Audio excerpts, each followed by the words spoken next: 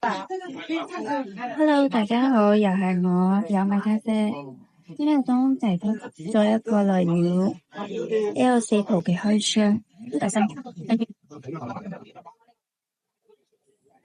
咁佢新嘅咧，佢嗰個即係個眼鏡盒咧，佢就係呢啲帆布嘅，質地係比較手感係比較靚啲嘅，係。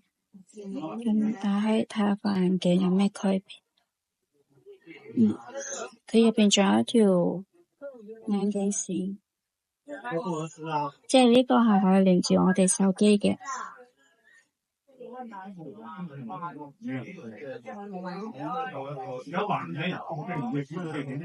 咁佢有咩區別咧？L4 Pro咧，佢就多咗呢個眼罩，即係黑色眼罩。如果唔要個眼罩咧，就係入邊都差唔多同樣款，都係咁樣嘅。同 3S 好似就冇咩區別，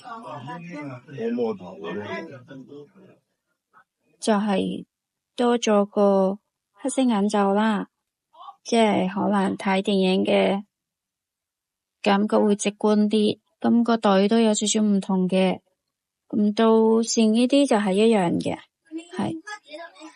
咁我哋睇埋嗰個魔盒先，呢個擺埋一邊。咁呢個咧就係可以同雷鳥配對嘅雷鳥魔盒，即係直情可以當電視盒嚟用嘅，係。我哋都插埋魔盒嘅盒子。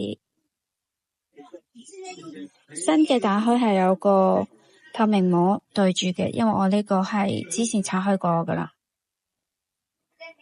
咁佢呢度入邊睇下佢有啲咩先。